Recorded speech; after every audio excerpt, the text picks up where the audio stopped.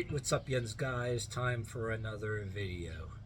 And you guys that know me already know that I don't jump really quick on I don't make videos immediately every time somebody else makes a video on these subjects. I eventually get around to it. When I have some thoughts, I do it. But I do a lot of commenting on these other videos anyway. Alright, this shit about Rolling Stone magazine and the Sound of Freedom movie, how Rolling Stone was blatantly arrogant, criticizing the Sound of Freedom movie and saying people got brainworms. Excuse me.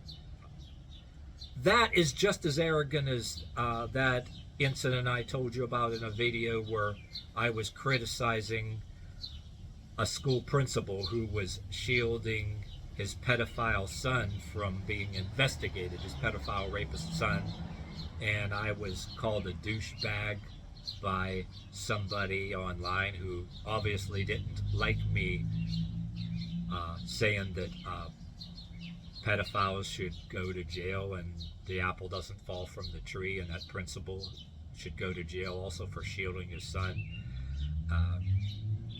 That came to my mind when I heard about this stuff about the Sound of Freedom, and shame on Rolling Stone for its arrogance and its disgustingness and its blatant refusal to condemn human trafficking. That says a lot about them, and people should just quit buying their fucking magazine. They should be made to go broke. People should quit buying their fucking magazine, plain and simple. Yeah, this thing about the movie The Sound of Freedom.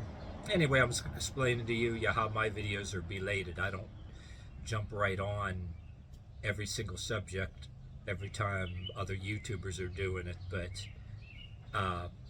these particular thoughts about The Sound of Freedom, I wanted to get out there because I regard them as really good ones. I'm going to connect this with the other video I made about when I make videos about crime and different things, about the principal, the school principal whose son got caught,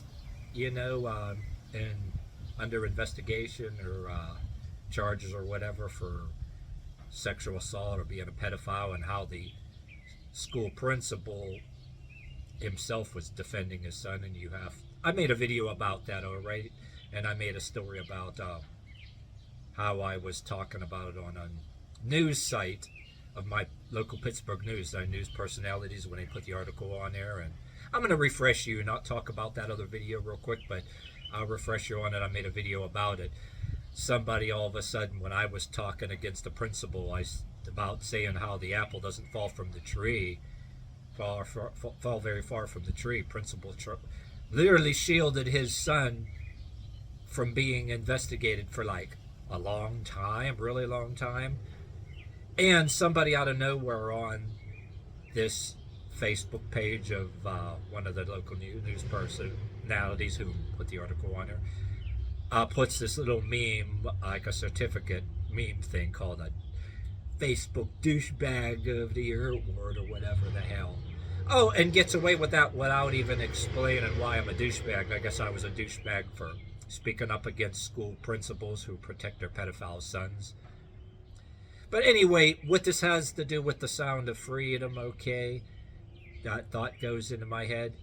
The character of people like this, like the dude that said that I was this douchebag of the year, I looked at his profile, and I remember I said in the other video, oh, some 20s-ish kid who goes to some Pittsburgh University, and he had a costume, the head of the costume in his arms, and he was wearing the costume on his body. Some furry outfit or whatever that looked like if you took Grover or Elmo from Sesame Street and dipped it in some kind of pink cotton candy dye or something. Yeah, a goofball. But anyway, all the other people on there, in the presence of other people, noticing comments, I'm surprised nobody else gave them any shit about it either. And some other commenters, they'll comment on it, but they're cowards. Not that I don't expect anybody to defend me or whatever, but alright, the character of people like that I experienced, are the same character or the people who, like, on the YouTube videos talking about Rolling Stone magazine and all these other mainstream media people, all of a sudden talking shit against the movie The Sound of Freedom, saying people who made it or believe it have brain worms or whatever the hell. Shit, I'd never the hell, I would never buy Rolling Stone magazine again. Well, I haven't bought it in years anyway.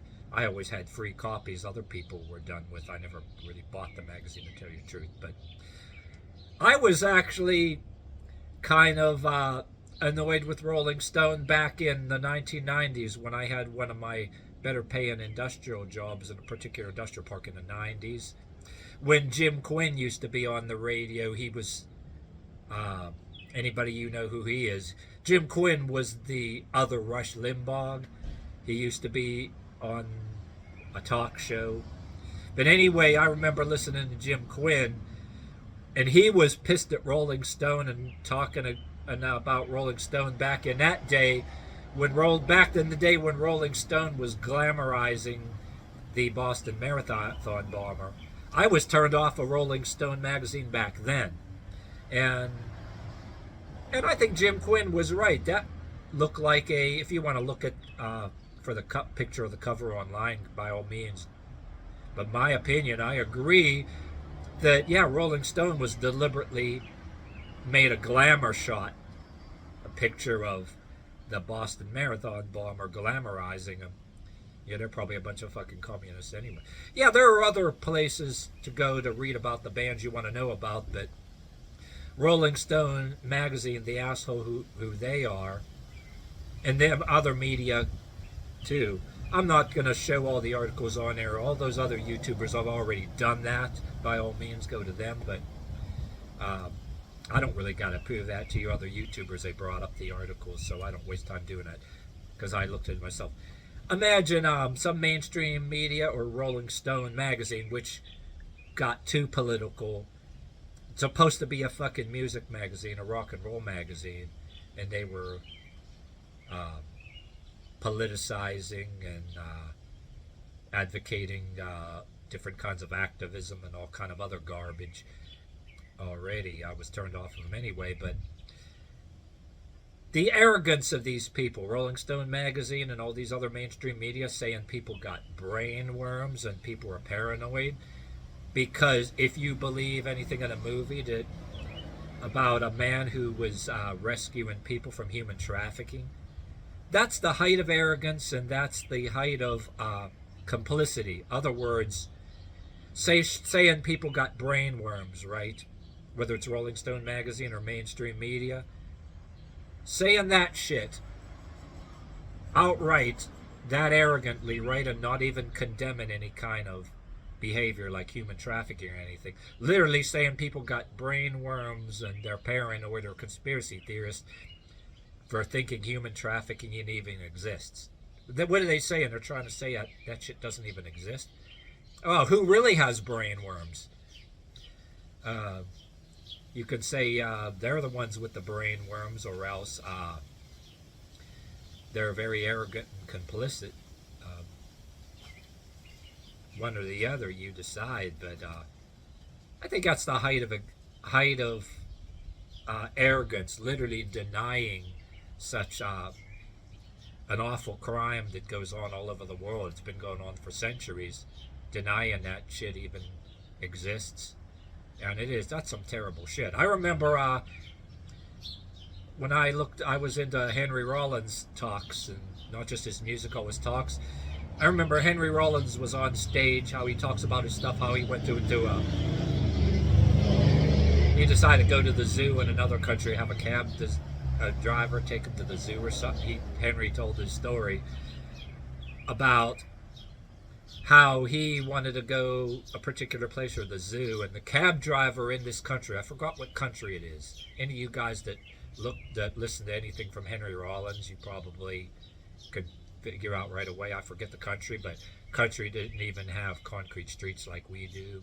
But anyway, he was talking about how in that particular country he was in, the cab driver was whipping out books and pictures, inviting him to go places where they're exploiting these kids. I mean, as a, one of them be a customer, you know what I'm saying? Um, and then Henry was saying, no, no, I'm not into that. I want to go to the zoo or whatever. But, and there's a couple other people off the top of my head that I want to mention, but it'll be a long ass video. But it's one of the things that came to mind. But I can't believe it. I mean, coming right out and trying to say that human trafficking doesn't exist, and Rolling Stone magazine especially, people ought to quit buying their fucking magazine anyway, because like I said, even years ago, they're advocating all kind of other damn garbage. It's supposed to be about rock and roll and music. They started getting too activist. And like I said before, back in the day when Jim Quinn was on the radio, he went off on Rolling Stone for glamorizing the Boston Marathon bomber on the front cover. And I didn't care for Rolling Stone back then, but yeah. Being a little repetitive in this video, but I want to make sure I got the point across. And that's a little hard for me to grasp. I mean, even if somebody is like really on the far left, and I personally think that there's people high ranking in the far left and far right with political power who were participating in and allowing that garbage, and were probably customers of that, so to speak.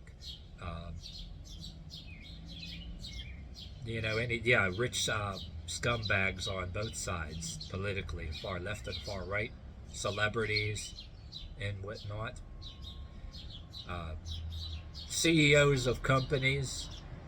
I mean, well, if you got this far in this video, off the top of my head, I remember I was watching the news with my partner, how deep this shit goes on. There was an airline pilot, like a middle-aged airline pilot, who made the news. He got busted by undercover police or FBI because he was trying to meet up with a mother and daughter, thought he was communicating with somebody involved in that activity or whatever at a particular level, and he got busted, which he deserved it. So the shit goes on in many different levels. I mean, a lot of corrupt people involved.